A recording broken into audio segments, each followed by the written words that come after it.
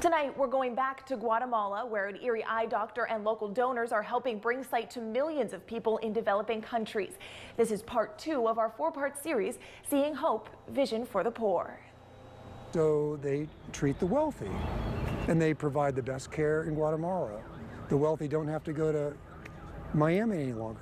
They can get their care here. But 80% of their patients are the poorest of the poor.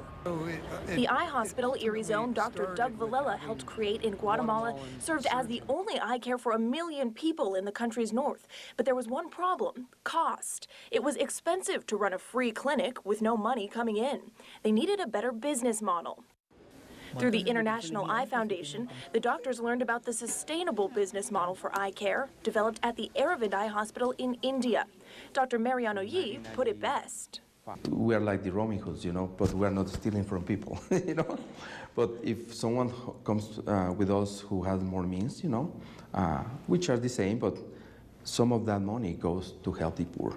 The Robin Hoods of eye care. The wealthy pay for their treatment, and that helps fund care for the poor who can't pay.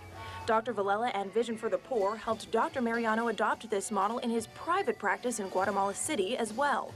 It's called Visualiza, and he's joined there by his wife Kimberly and brother Nico, also eye doctors.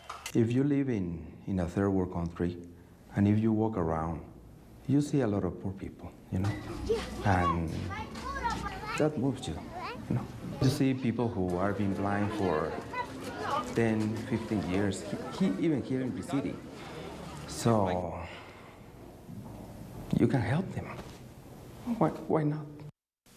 No matter your ability to pay, you receive the same high-quality care from the same surgeons. The question was, how do we get those who need eye care the most to come to the clinic in the city? How do we let them know that there's help? So the doctors started an outreach program in some of the poorest areas of Guatemala City, like here near the city dump. Thousands of people live in squalor, scavenging for garbage to eat, living in tin shacks. The doctors can screen hundreds of people in a single morning and then bring those who need more care back to the clinic in the city. So when you look at the dump here, and there's 7,000 people that live and work in and around the city dump in Guatemala, the only place they can receive eye care, whether they get an injury, they're cataract and blind, infections. Can you imagine what happens down there as they work with this garbage? The only place they can really get affordable or free care is at Visualiza. Poor isn't a strong enough word to describe the site of the neighborhood by the Guatemala City dump. It's destitution to the extreme. Every day, the big Visualiza van pulls up to an area like this, and people line up to get their eyes checked. The ones who need glasses or surgery will be taken back to the hospital.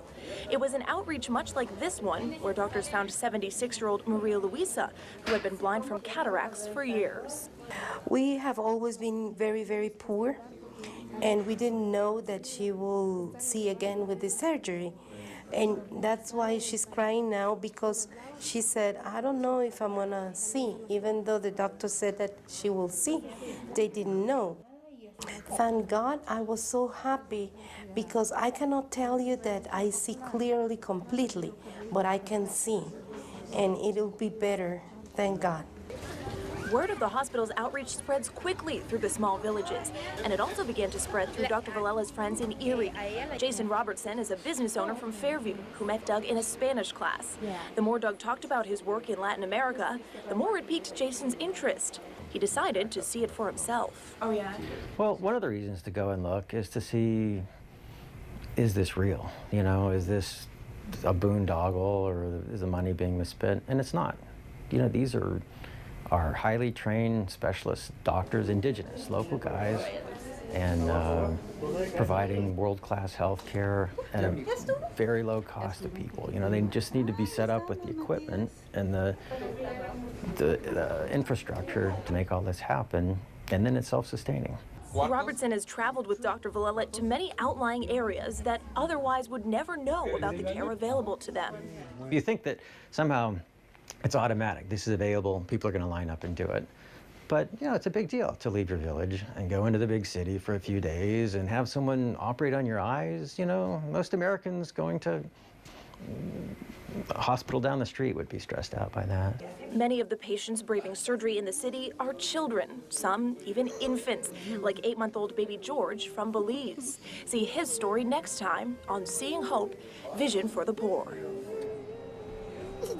To help fund future eye hospitals and to continue to bring care to the areas most in need, please visit visionforthepoor.org and keep up with our series every Thursday through February here on CNews at 6.